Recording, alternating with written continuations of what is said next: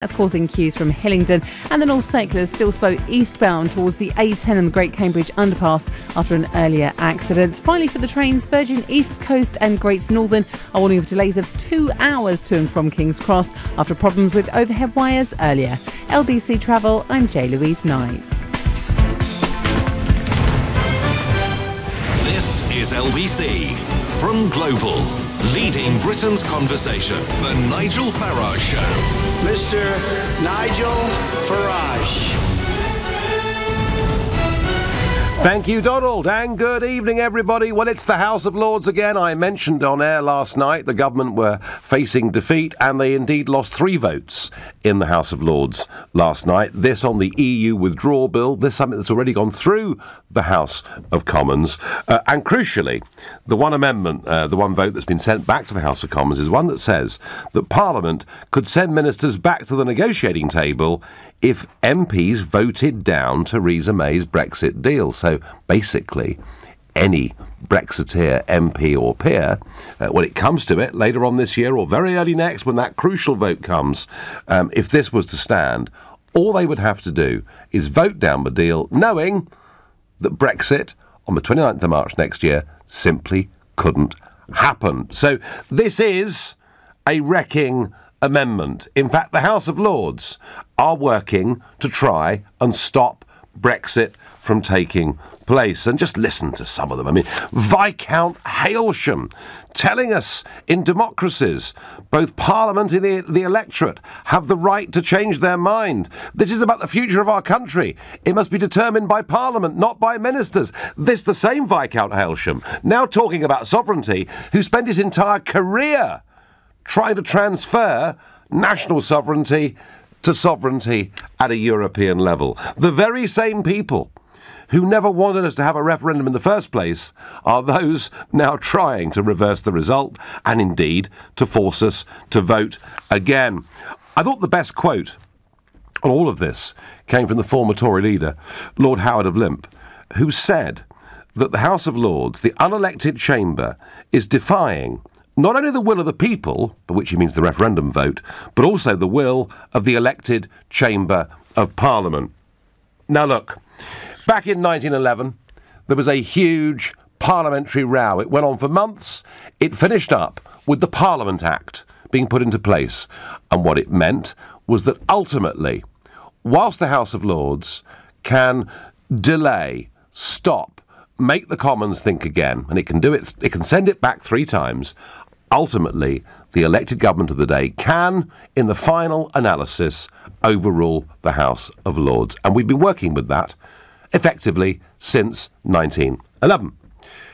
There's also been a convention that's been in place for decades that the House of Lords would not stand against policies that had been set out in the manifesto of the elected government. It's known as the Salisbury Convention. But I could see where this was going a few months ago when we had Peter Hain, Lord Hain as he now is, on one of our Sunday morning shows. And I said, but surely, Lord Hain, you wouldn't go against the Salisbury Convention. Ah, Nigel, he said, but this Conservative government don't have an absolute majority. And that was his excuse for doing it. Well, I would say this to Lord Hain and to all of you in the House of Lords, both the Conservative Party and the Labour Party were elected into this Parliament. Indeed, 85% of voters at the last general election voted for parties saying in their manifestos we would leave both the single market and the customs union. And frankly, what you are doing as a chamber is completely beyond the pale, though not surprising, given its makeup. Blair abolished the old hereditary peers, many of whom had sat there for centuries, if they ever turned up, and you could see those wonderful pictures of them all fast asleep after lunch, or whatever it may be. And Blair got rid of them, telling us he would create an upper chamber suitable for modern Britain. And what he did was he appointed 357 people to the House of Lords. If that wasn't bad enough, David Cameron added to that already bloated chamber, Cameron actually appointed more peers for each year in power than any other Prime Minister. Another 242 went in under David Cameron. What we have now is a House of Commons absolutely full of a London-dominated career political class. Many of them former civil servants, many of them former MPs, some of them former European commissioners. We even find the Lib Dems have 100 life peers sitting for them in the House of Lords, whereas parties like UKIP, which did, after all, in the 2014 European elections, win a national election, something that had not been done by any party since 1906 that wasn't Labour or Tory, and UKIP were never appointed with a single one. So you've got a group of peers from New Labour and Cameroon Conservatives, who frankly are indistinguishable from each other on most issues from the day, now, of course, totally unaccountable because they've effectively got these jobs for life. They are not only hopelessly out of touch with this country, but they are willfully trying to bring the government and the Brexit process down. And I think, frankly, enough is enough. And I've got a suggestion here. I think what Theresa May ought to do is to say, you have stepped way beyond your constitutional remit. You are going against the stated view of people in this country, not just in a referendum, but clearly by how they voted in a general election. And unless you start to act as a constructive revising chamber, by all means make one or two suggestions about how we might do this better. But unless you start to behave in a constructive manner, then I will push forward legislation to have a referendum on the abolition of your lordship's house. Now, that may seem to some of you to be a very Trumpian tactic, because that's exactly what he'd do. But frankly, I think unless she does this, they're going to give her hell all the way through this process. So tell me, am I right? Should she threaten them with a referendum on their abolition? If you think, no, Nigel, you're wrong, the House of Lords are acting in our best interests. Viscount Hailsham, who I mentioned earlier, he, of course, who claimed the money, for public money, for cleaning out the moat of his country house. You know, maybe you think these people are defending our interests, and if you do, you call me and tell me that I've got this absolutely wrong. Call 0345 6060 973, or maybe you think, yep, give them a taste of their own medicine. And you can do that and let me know that by texting to 84850. Or maybe you think I'm just off my rocker even suggesting this. Maybe you think no one cares about the House of Lords. Well, historically, people generally haven't. I think today, actually, they do. Let me know your opinion. You can tweet using the hashtag Farage and LBC at LBC, and you can watch us on Facebook, and you can comment there too. Let's go to Martin in New Cross. Good evening, Martin. I'm really angry about the way the Lords are behaving, Martin. How do you feel? Evening, Nigel. I'm in complete agreement. I have long felt that the House of Lords should be abolished, but I also think your idea is a very good one, because it would be the biggest defeat in a referendum result ever, because you would see the country, 80%, 90% vote to get rid of the House of Lords. Well, do you know, Martin, I floated this idea on this show 2.5, 3 months ago, when I said, yes, I do support a second referendum. I supported on whether we abolish the House of Lords. But it now strikes me, Martin, that Theresa May can quite legitimately say this to them, and I think she should. I do as well, but it would never happen, because as we know, Theresa May loves the establishment. I mean, she's very much part of it.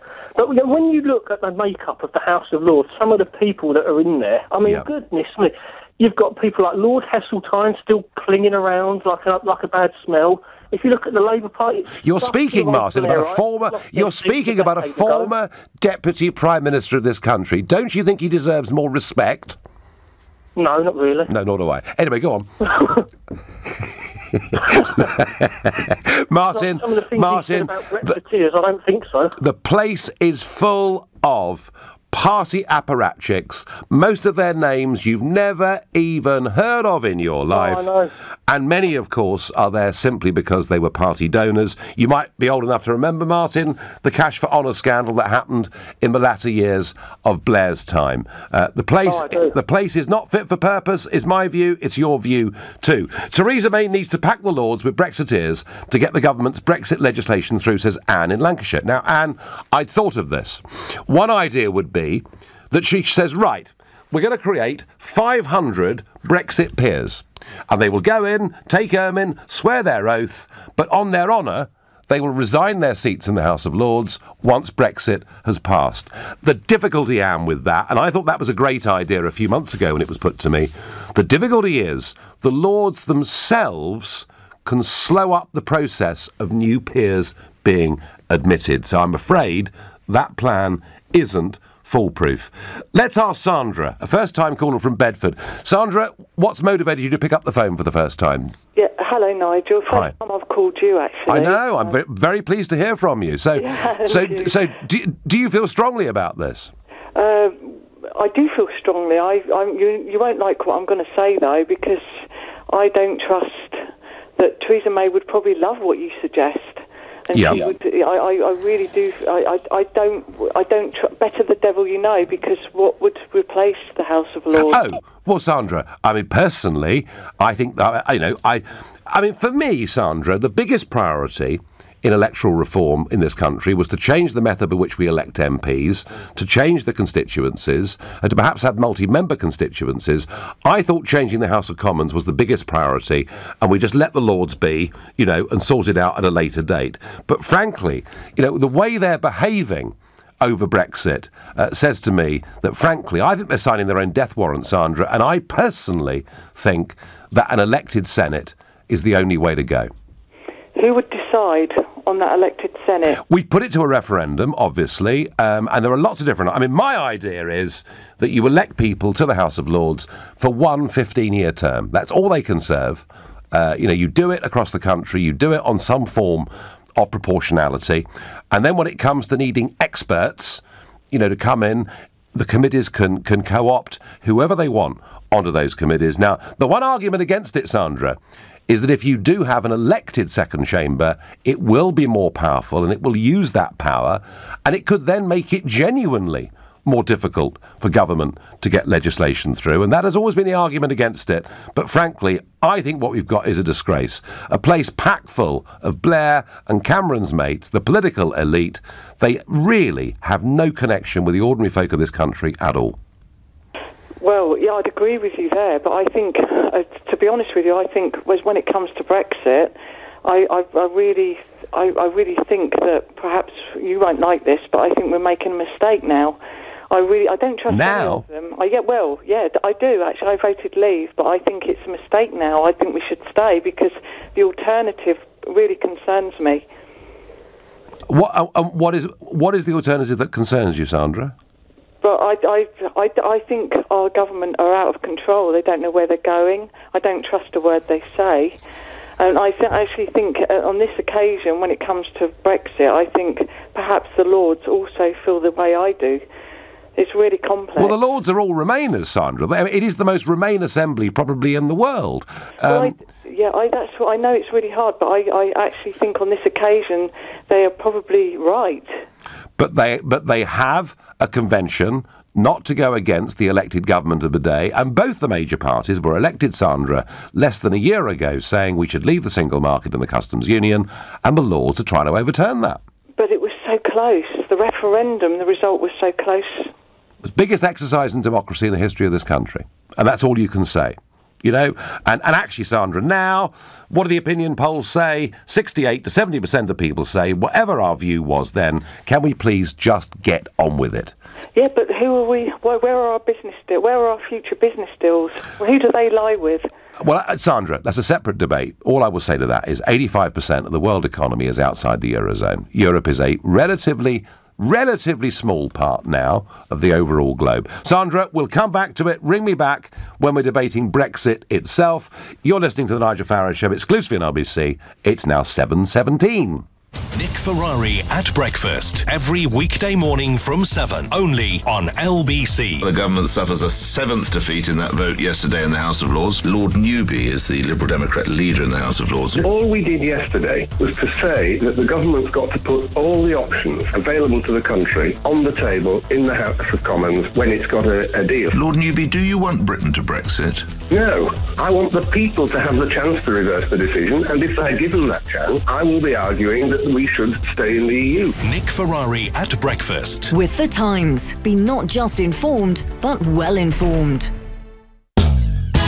Don't be taken for granted. Come get some big love at Big Motoring World. You'll love how big our choice is. Up to 2,000 beautiful used BMWs, Audis, Mercedes, and VWs. Already and waiting just for you.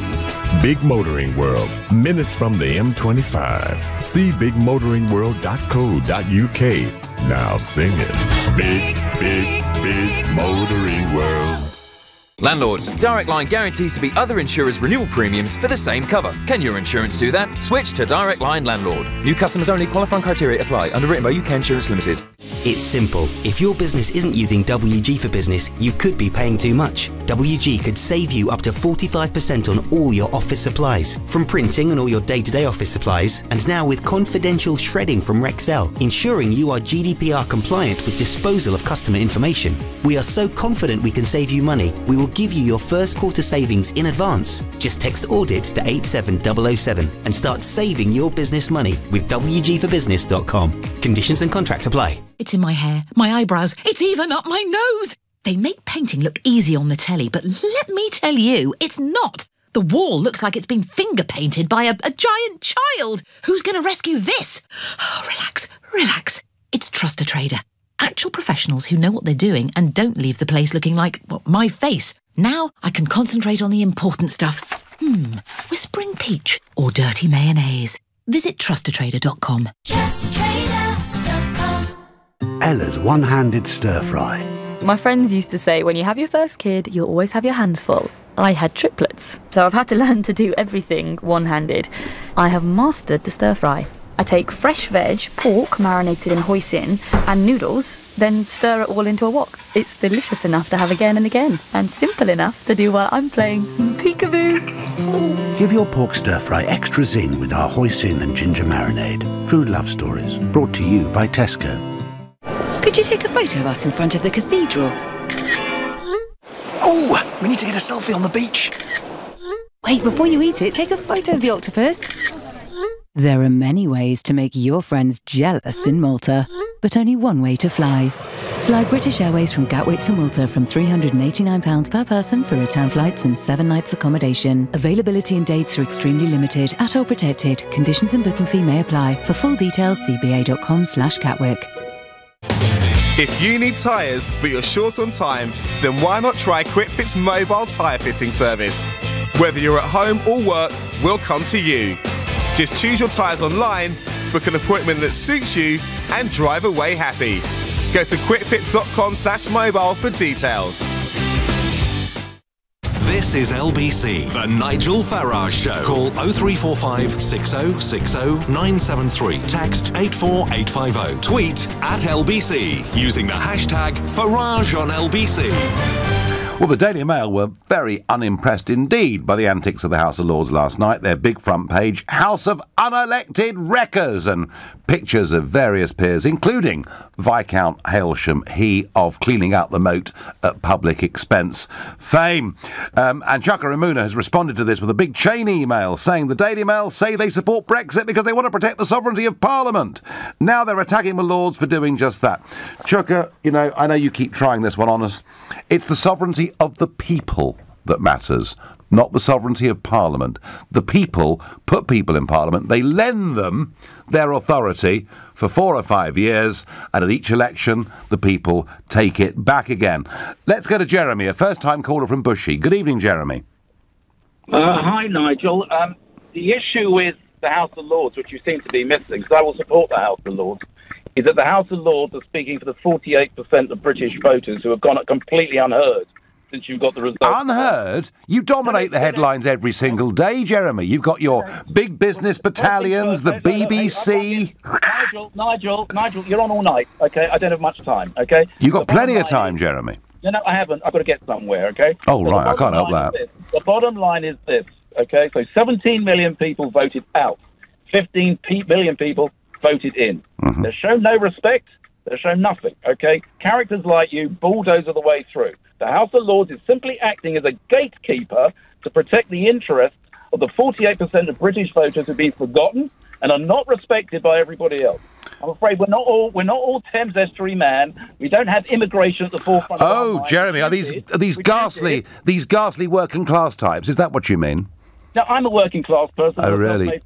Thames Estuary, what, people with horrible accents, that sort of thing, yeah? Or if you come from Salford, or if you come from the northeast of England, where they just by the skin of their teeth kept their jobs there. So the reality is, and by the way, this is the other thing. Tell me how wonderful it is here in Britain. Where are the great results that are going on? Why is Jaguar, Land Rover having problems? Why are shops closing on our high street? Why is business actually not that great? Oh, Jeremy, I think shops will... In fact, we heard today, in fact, that another bank is closing another 170 branches. They are separate issues. They are part of a big structural change that's going on. But Jeremy, here's the key point. Here's the key point, Jeremy. What is the House of Lords for? It's a revising chamber. It's a check and balance on government legislation. Yes, understood fully. But, Jeremy, the argument I'm making is that for decades we've had a convention that says the House of Lords does not outright oppose government legislation if it was part of a government's manifesto. And the point I'm making is the House of Lords are overstepping the mark by doing this. And the point I am making is that they are protecting the interests of something like 15 million voters in this country who said, we don't agree with it. Okay, that's all they're simply doing. That's my thinking behind it, and a little bit of common sense and putting the brakes on so people can think. And by the way, one of your previous callers said, let's bring on a referendum. It'll be a 90% win. It won't be a 90% win because the 48% of people who said, I don't want to vote myself out of Europe, will say, actually, no, let's keep the House of Lords. Yeah, let's keep that. I tell you what, Jeremy, you're way wide of the mark with that, in my opinion. This place, this House of Lords, stuffed with Blair's mates and Cameron's mates, it is, this amazing retirement home for the political class without any accountability. It's past its, regardless of this vote last night, it's past its sell-by date. The only thing they should have done, he mentioned Cameron, which I will agree with you on. Cameron got it wrong. It should have been a clear 60-40 majority on that vote. That's what it should have. What you say? Should have 60-40, and then we wouldn't have been in this pickle that we're in today. I know. Jeremy, all we want to do is govern. All we want to do is be a sovereign people that govern our own country. Jeremy, what on earth is wrong with that? It should be 60-40. Should it? Well, keep us trapped in forever. In fact, what we could do is make Mr. Juncker king, actually. Get rid of the royal family. It's not a matter that we'll be in forever. 60-40 is the way you get a fair, clear majority on any vote, not 52-48. I'm sorry, that was too close to call. Well, I tell you what, it was a miracle result. With respect, you're making an industry out of it. It was a miracle result. It was a miracle result. Given we had the whole world against us, the fact we got 52% was a miracle. Jeremy, you think the House of Lords are protecting the interests of the 48%? I respect that opinion, but it's not what the House of Lords is for, and that is the point I'm making. Jeremy, thank you for calling. There are loads of people speaking up for the so-called 48%. Fact is, though, there are fewer than 48% now by quite some margin. Mervyn from Belper, and I had to actually Google Belper in the break to find out what it is. A delightful place in Derbyshire. I might come and see you one day, Mervyn. He says, and I rather reflect this too, he says, I've always believed that a second house is necessary to keep a check on the lawmakers. But after this fiasco, I would vote to abolish the House of Lords. Mervyn, so would I, but I do still think a second chamber does make sense. Abolish the House of Lords. They're a complete waste of taxpayers' money and totally unrepresentative of modern democracy. Martin is a first-time caller from Glasgow. Good evening, Martin. Yeah, hello. Good evening, Nigel. How MD can come on this phone and defend a lot of middle-class, well-paid, pompous, pious idiots who are telling us about Brexit and trying to stop it, beggars belief. The quicker we get rid of this lot of trash, the better. Trash. It's a very strong word. But Martin, we've got some of the great and the good in there. Apparently some of the finest minds in the country. Well, I doubt that very much. They're self-serving idiots, just like the EU, and it's about time the Brexiteers stood up against this, because I'll tell you one thing, if it was the other way, namely the Remainers, and especially the left of the Remainers, they'd be out demonstrating right now, and I'm sick to death, day in, day out, hearing this utter garbage through the media, anti-Brexit, that's all I hear. And it's time people just stood up and did something about it. Yeah, this is where Martin, the last caller, was way wide of the mark.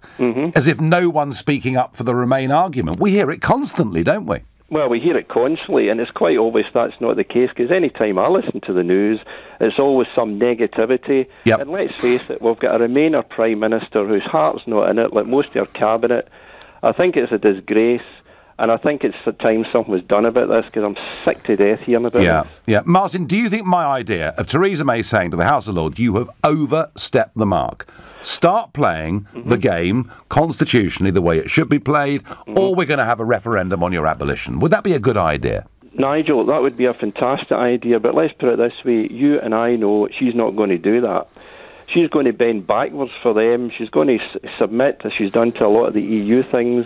And it's idealistic to think that could happen, although it's wonderful if it did. But let's face it, it ain't going to happen with her.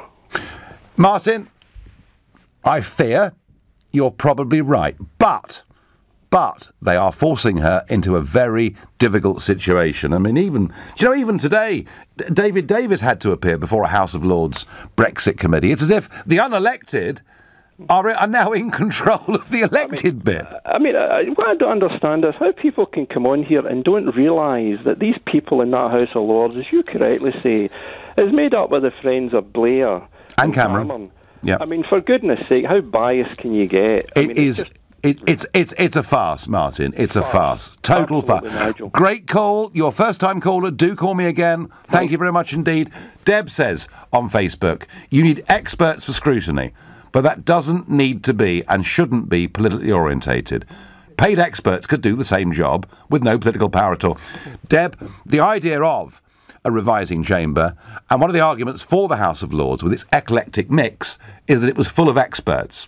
Now it's full of politicians and civil servants. There are fewer people in there with real experience of the world than there been. I would have thought probably at any point in its time.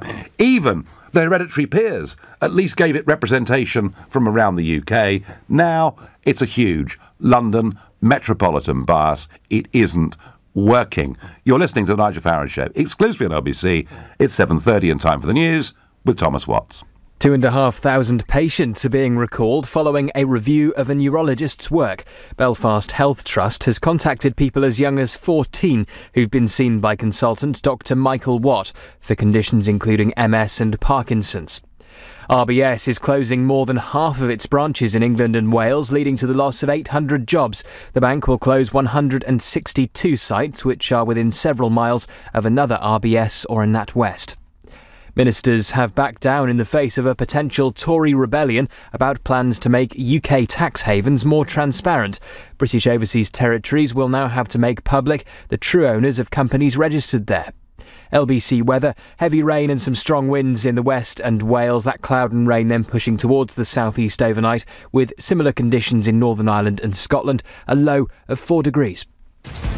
LBC travel starting off on the trains. Virgin Trains East Coast and Great Northern have delays of up to 2 hours to and from King's Cross. On the roads, Aspen Way in Blackwall is closed eastbound at Cotton Street because of an accident. There are queues back through the Limehouse Link Tunnel to Shadwell. Delays on the A40 eastbound from Hillingdon Circus to the Target roundabout in Northolt after an accident. And a lane remains closed on the M25 clockwise approaching junction 23 for South Mims. That's for barrier repairs, and as a result there are queues on the southbound A1M. LBC Travel, I'm Katie Tyler. This is LBC. Clive, what's doing Wolf? Whale music? You must be one stressed out private landlord. Yes, I am! Your tenants are struggling financially and can't pay their rent. But you're with Direct Line. They'll repay any unpaid rent until your tenants are out. So drop the stress ball. It'll all be over soon. Ah, that's better. Claim back unpaid rent after 1 month's arrears with rent guarantee. Can your insurance do that? Search Direct Line Landlord. Cover purchased as part of legal expenses add-on. Qualifying criteria apply. Restricted claims for existing tenants in the first 90 days when product first purchased. It's in my hair, my eyebrows, it's even up my nose. They make painting look easy on the telly, but let me tell you, it's not. The wall looks like it's been finger painted by a giant child. Who's going to rescue this? Oh, relax, relax. It's Trust a Trader. Actual professionals who know what they're doing and don't leave the place looking like, well, my face. Now I can concentrate on the important stuff. Whispering peach or dirty mayonnaise. Visit trustatrader.com. Trustatrader.com. Want to progress more in your career or run your own business? With a business degree at GSM London, you can follow your bold dreams to success. Degrees are awarded by the University of Plymouth, and at GSM London, you can start a degree without formal qualifications on our foundation year. So why wait till October? Start a degree this June. Search Have Bold Dreams at GSM London now. GSM London. Have bold dreams. This is the sound of a broken boiler. Oh. And having to fork out for a new one. Oh. Then finding out you can get interest-free credit until the 31st of May. Oh. Not blowing your savings on a new boiler feels good. We're with you. Search British Gas New Boiler. Credit subject to status, conditions apply. Inspired by a tragic event in her own life, Emily Ackland founded Serenity Welfare. My sister passed away suddenly, leaving 2 children that could have gone into care. When I looked into the care system, I felt there was a need for a service that genuinely nurtures, and Serenity Welfare was born. I've seen children being transported in caged vans. We transport our young people in high-end vehicles to give them a sense of self-worth. At our Serenity Home, we teach life skills and family values, and we offer mentoring, as every young person needs a mentor. Find out more at serenitywelfare.org. Serenity Welfare, nurturing young people. The Nigel Farage Show on LBC. Well, Liam Fox has been busy today, and he's been trying to allay concerns about a reduction in food standards after Brexit if we were to go into a free trade deal with the United States of America. He said it's scaremongering to say that Britain would be forced to accept sales of food including chlorinated chicken or modified wheat. He told Sky News there are no preconditions about any potential agreement with the USA. Whether we go for a full free trade agreement or whether we look at something new and innovative, we will have to see. And it's interesting, you know, from the Remain perspective, free trade with Europe is fantastic, but free trade with the rest of the world, highly questionable, which I do find odd. On the American theme, Jacob Rees-Mogg has written a piece in the Times today, President Trump will be our greatest ally after Brexit. And it's a piece basically saying we should roll out the red carpet, we should treat him with respect, they are our greatest ally, and in terms of security, in terms of economics and trade and everything else, this, in the long term, is the most important relationship in the world to us. And Trump is a pro-British president. Can't think who's ever said that before. Interesting, isn't it? Jacob, great stuff. I thought for a long time, it felt in this country like I was the only person prepared to stand up and say anything good about Trump. But I do think people are beginning to come round. Back to the House of Lords. Back to my idea. I think Theresa May should say to the Lords, you know, obey your constitutional responsibilities. Stop trying to scupper the Brexit process the way that you are, or I'm going to push forward legislation to have a referendum on your abolition. Gosh, I'd enjoy that referendum. That would be fun. What does Virginia, a first-time caller from Manchester, think of it all? Good evening, Virginia. Good evening, Nigel. Well, thanks for calling. How do you feel on this? As far as I'm concerned, first of all, the Lord's vote presents a real conundrum for the Remainers, because according to them, all of us Brexiteers are old, aren't we? How are they going to spin this one? Well, yes, the average age of the House of Lords is quite old. You're true. That's absolutely right. How are they going to get around that one? And as far as I'm concerned, you know, the Lords should just be a checking chamber. They are there just to say, you know, this legislation has gone through the House of Parliament by people elected by the electorate, and we are going to check that it is within the law. It is within. Have you got me on speakerphone there, Virginia? I haven't, no, Nigel. Just sounds a little bit muffled, but okay. So the House of so we've had a referendum, we've had a general election. The House of Commons have voted on this stuff, and they should not be rejecting it in this way. No, they're purely a checking chamber. They are there to make sure, just to review it, to ensure that it is within the law, that, you know, they're not taking any particular liberties. But at this point in time, we've been given a referendum, and that is the be-all and end-all. We won. Yep. You know, by 0.1% or 2% or 10%, whatever, we won. Are you confident, Virginia, despite all the shenanigans going on now, are you confident that we are going to leave the Union on March 29th next year? No. You're not? You're worried? No, absolutely not. I'm absolutely really worried. I'm a politics graduate, and in 1997, this isn't a big thing, but in 1997, I wrote my dissertation on why we should leave the EU. Did you really? Wow. And that was, yes, I did. And that was 20-odd years ago. And my conclusion was that we were never going to get a referendum because we were so far along the route, as opposed to 1975, that we knew where it was going. You know, pure federalism, and they were never going to let us vote on that. Right. So you were basically thrilled that we had this referendum. Beyond belief. I think I was the only person in the whole of my constituency who actually have posters in their window for vote leave. Very good.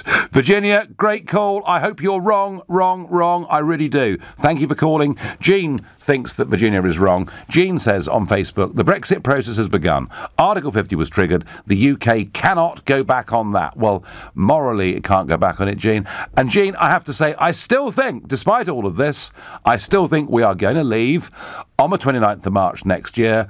All I can say is if we don't, be prepared for a political backlash in this country, the likes of which you've never seen before in your lives.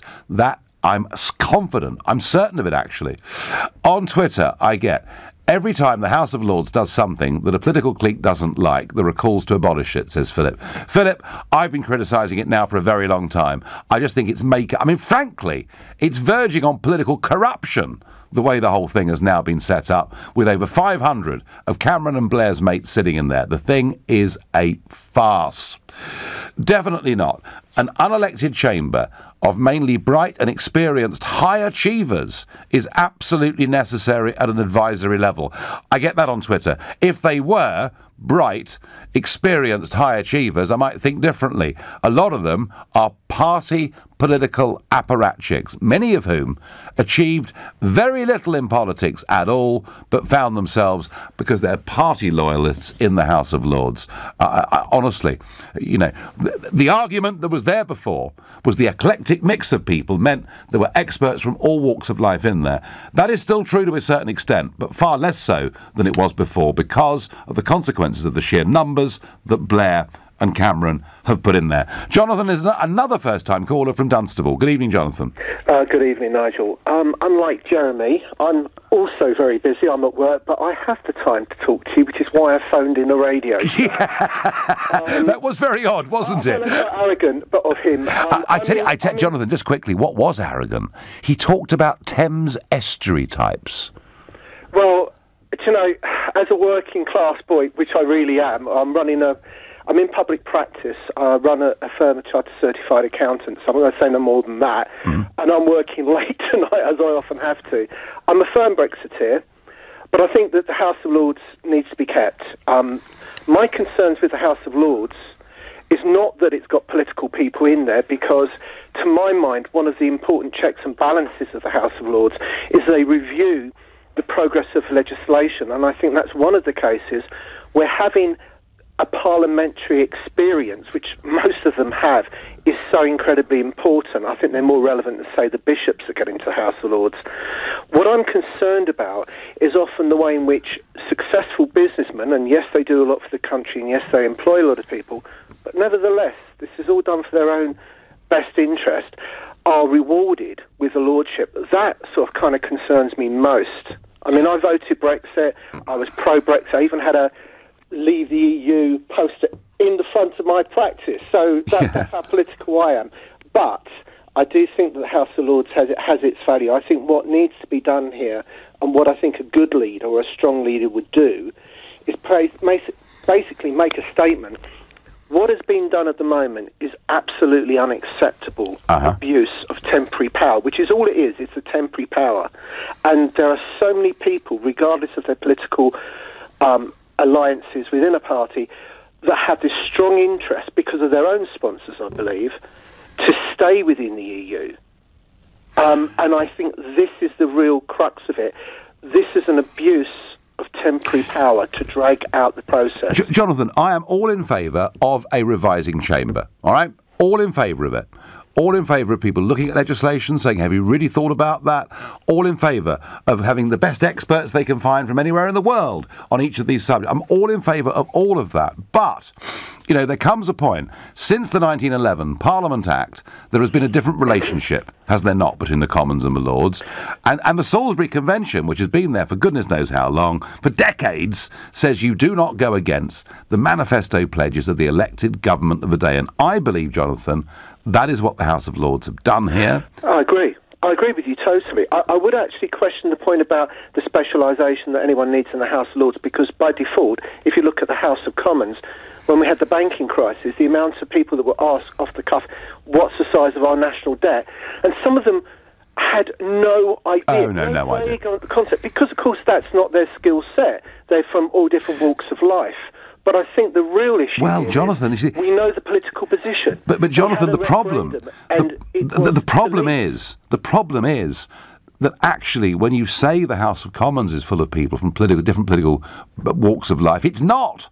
Increasingly, so many people go from university into a research office and into Parliament. So I mean political walks of life. So, for example, you have people in the Labour Party that then become Labour Lords. That's what I was referring to. Okay, I agree sorry. that they're not a lot of little... There are very few Dennis Skinner types get into the House of Lords. Let's put it like that. And I would agree with you on that point. No, absolutely. So, Jonathan, I say that Mrs May should say to them, you've overstepped the mark, and you and I both agree that's what she should say, is my proposal of threatening them with a referendum on their abolition, do you think I'm over the top with that? I think that it would be counterproductive, because I think it would just take more time, and it would to take away from the Brexit argument. I think what she should do is give an interview on a couple of chat shows and say what has happened has been disgraceful, this is a shame on the House of Lords, and this is what they've done, and they've ignored the electorate. Because I, Mrs May, didn't want to leave Europe. We all know that. I've always said that. I still feel a bit upset about it. But there was a sizable, over 1 million people voted one way more than the other way. And if we ignore a referendum, do we start ignoring elections if we don't like the result? And that's the problem, isn't it? Then the whole thing breaks down. Jonathan, great call. Thank you very much. Enjoy working late with LBC there on in the background. And you obviously couldn't resist the temptation to pick up the call. I get a very sarcastic tweet here. Oh, yeah, what a great idea. Let's do all this populist tripe all over again. No solution. Let's just rant about what we don't like with no alternatives. Sophia, I've made it clear. I believe there should be an elected Senate. I think it's the only thing that works and is fit for a 21st century post-Brexit Britain. You're listening to the Nigel Farage Show exclusively on LBC. It's now 7:45. Coming up at 8 on LBC, Clive Bull. Supermarkets consolidating, banks closing their doors. What's the future for the high street and small businesses? Retail entrepreneur Theo Pafitas joins me to take your calls. Clive Bull on LBC. Right now, you can drive off with Aviva car insurance rated 5-star by de facto from just £176 a year. And should you need us, our claims line is open 24/7. Get a quote today direct from aviva.co.uk. 10% of customers paid £176 or less for our standard cover, November 2017 to January 2018. Priced individually. It's time. Time to join the millions of people that meet happy with Zoom video conferencing. With stunning HD video, crisp audio, and instant wireless sharing across any mobile, tablet, or desktop device. But the best thing about Zoom? It just works. So ditch the distractions, join the movement, and meet happy with Zoom video conferencing. Visit zoom.us to set up your free account today. That's zoom.us. Zoom video conferencing. Today on Little Spring Spotters, if you listen carefully, you might just hear one of the most beautiful sounds of a spring evening. That's gin and tonics made with Lidl's award-winning Hortus Artisan Gin for just £15.99p. Lidl, big on quality, little on price. Subject to availability, NI may vary. Selected stores.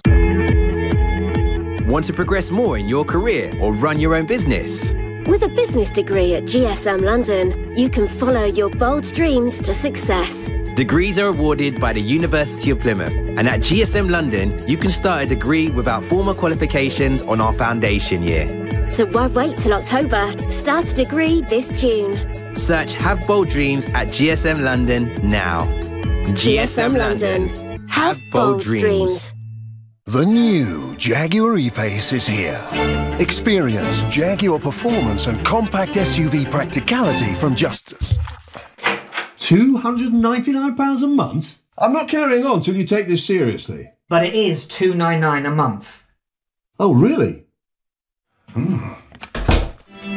the new Jaguar E-Pace. Now available from an unbelievable £299 a month on Jaguar Personal Contract Hire. Jaguar, the art of performance.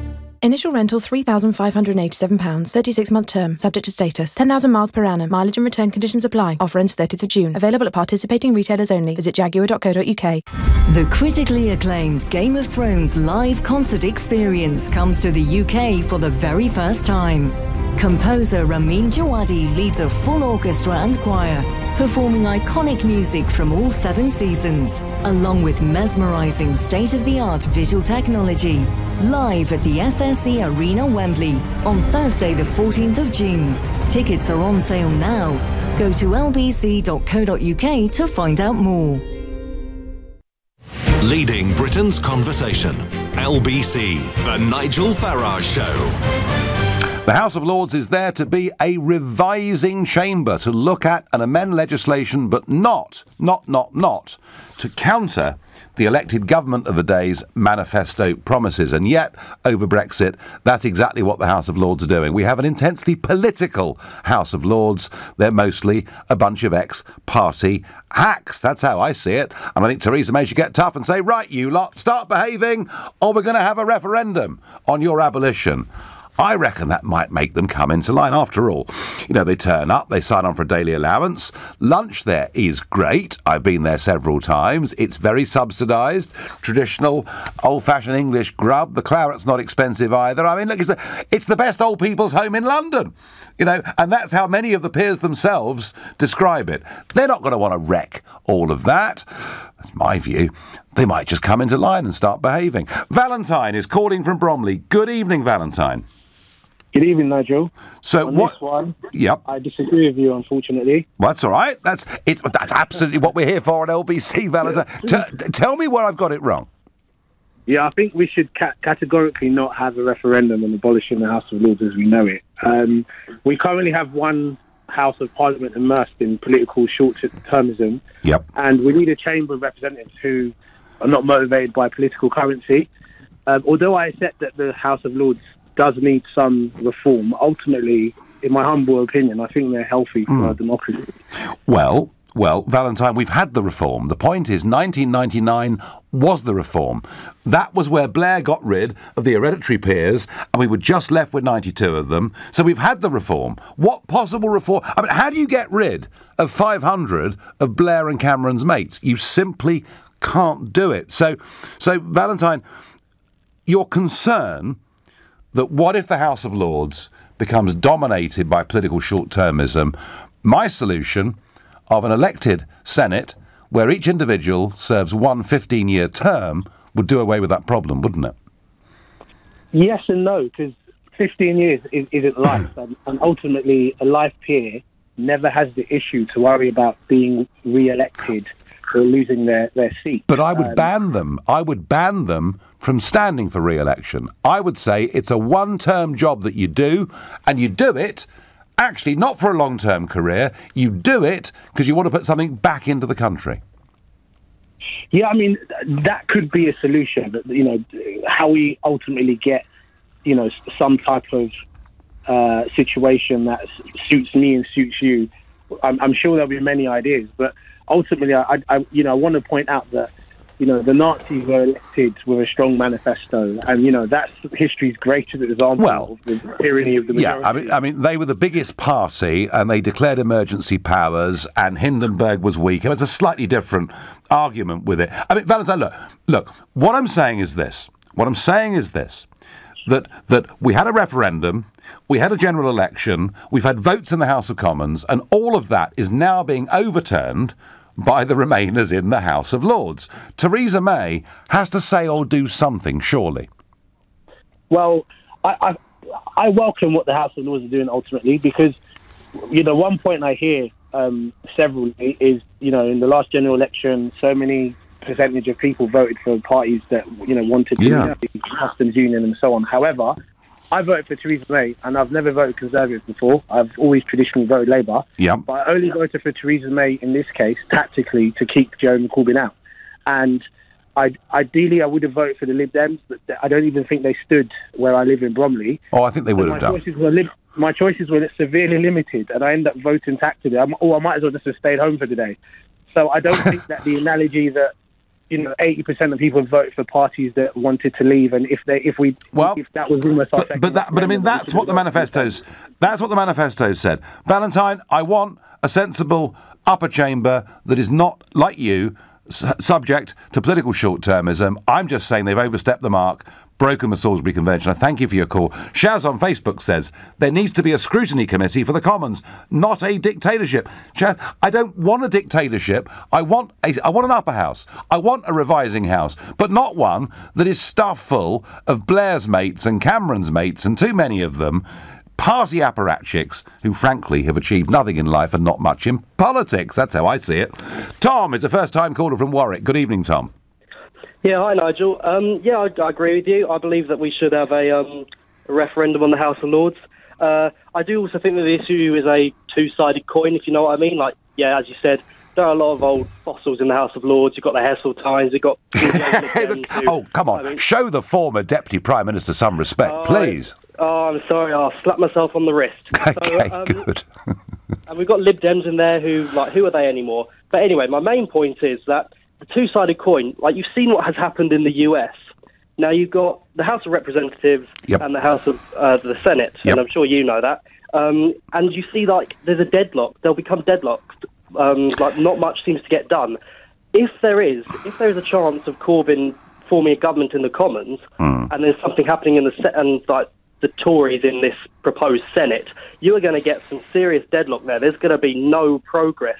And I also think it's just like they make so many failures. I mean, one failure is that they didn't put you in there, for example. That's just one of them. Oh, thank goodness for that, Tom. I mean, can you imagine can you imagine? I mean, I think I'd be almost more unpopular in the House of Lords than I am in the European Parliament.